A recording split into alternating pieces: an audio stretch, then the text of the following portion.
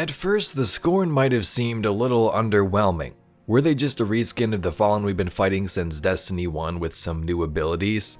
But as time has progressed and since Forsaken, the Scorn are evolving into something much more meaningful and powerful, siding with the darkness itself.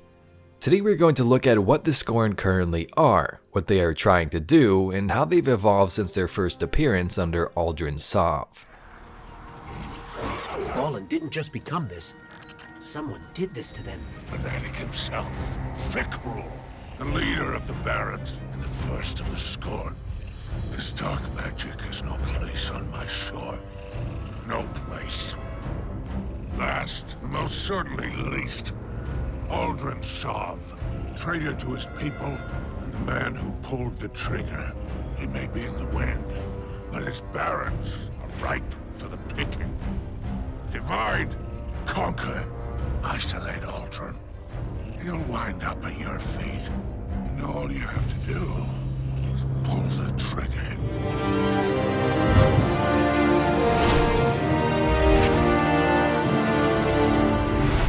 The Scorn were first introduced in the Forsaken expansion. These are basically Fallen who've been corrupted by darkness-infused ether, turning themselves into these new monsters. After the events of the Taken King, Aldrin Sov crash-landed on Mars and then would spend the rest of his time looking for his sister Mara. Eventually, he met up with the House of Kings and found a Fallen by the name of Fikrul who was badly wounded. With the power of Dark Ether and Riven, Aldrin made a wish to save the Elixni, and when this wish was granted, the remnants of the House of Kings would become the first Scorn. The Scorn would then rampage across the Tangled Shore under the control of Fikrul and Aldrin.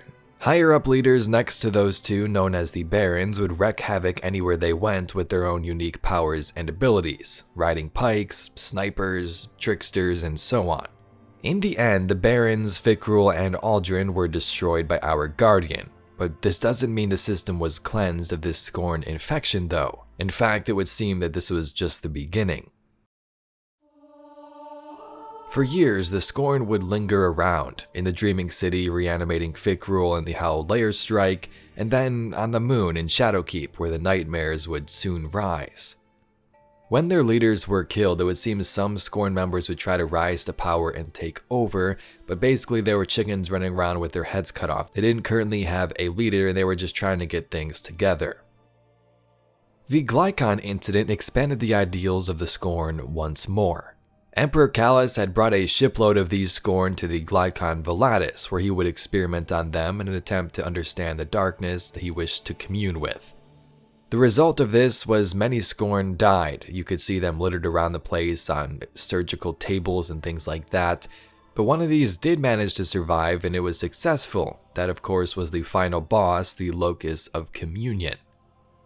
Callus was successful in speaking with the darkness, possibly the Witness, and then Mars got taken into the shadow of the pyramid ships and arrivals along with the Glycon. Are those Elixni? At one time, their ether was bound with darkness.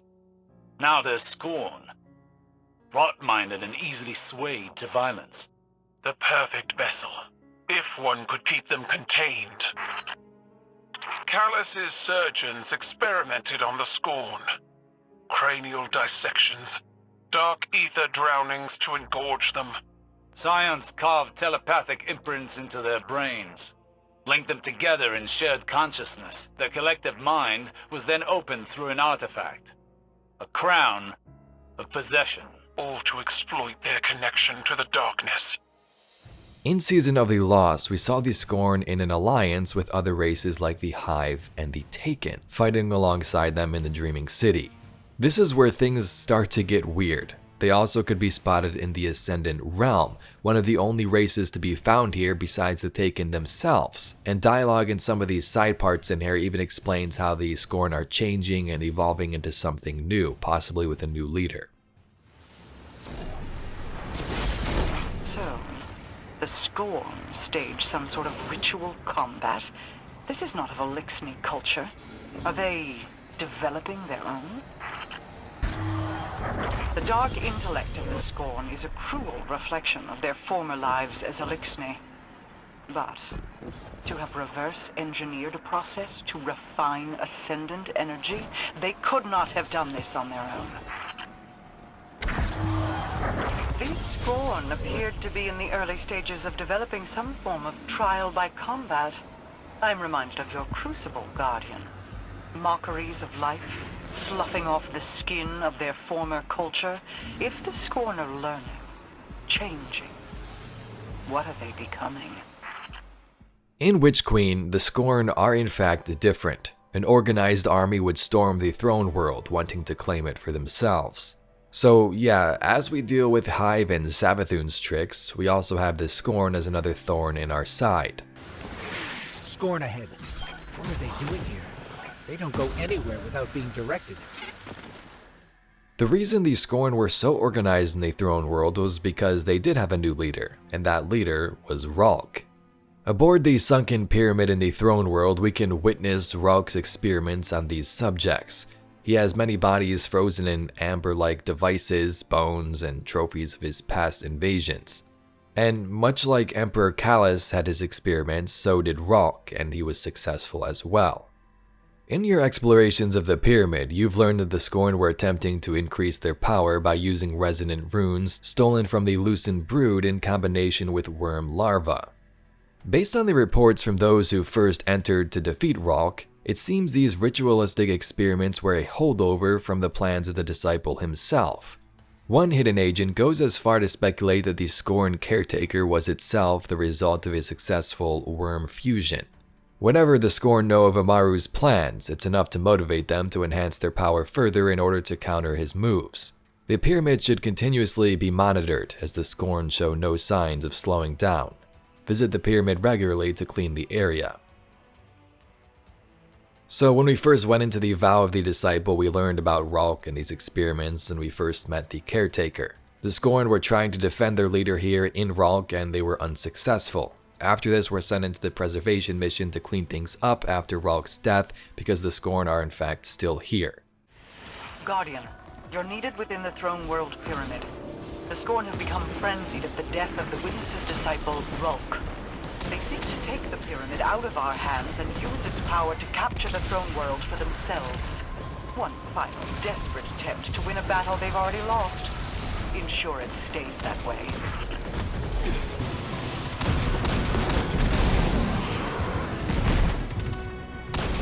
The Scorn retreat from the pyramid once more.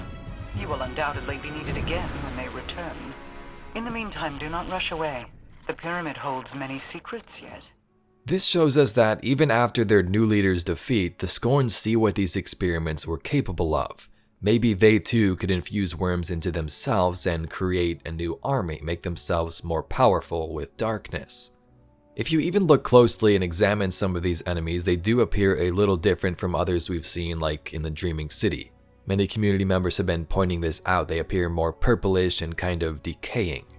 So that's where we currently are with this Scorn, possibly wanting to use hive worms on themselves like Ralk did with the Caretaker. The Scorn are supposed to be mindless, but they're powerful, organized. If they act, it's because someone's telling them to. The Fanatic would be a safe bet. Oh, you mean Fickrel, the leader, the former leader of the Barons? Perhaps. He was driven from the Tangled Shore not long ago. Yeah, I don't think it's him. And you know this how? Well, Throne World's bathed in Savathun's light, right? Supposed to be a capital P powerful, keep anything dark out. And yet, somehow the Scorn found a way in. Makes you think they found some sort of power to match, doesn't it, huh?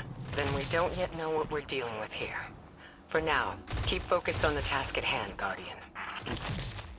Anyway, Guardians, that's all we got for today's video. Let me know your own theories down below on what you think will happen with the Scorn, and if they'll even find another leader in future content, maybe the Witness.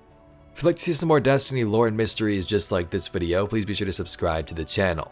Anyway, I thank you very much for watching, and I'll catch you Guardians in the next one.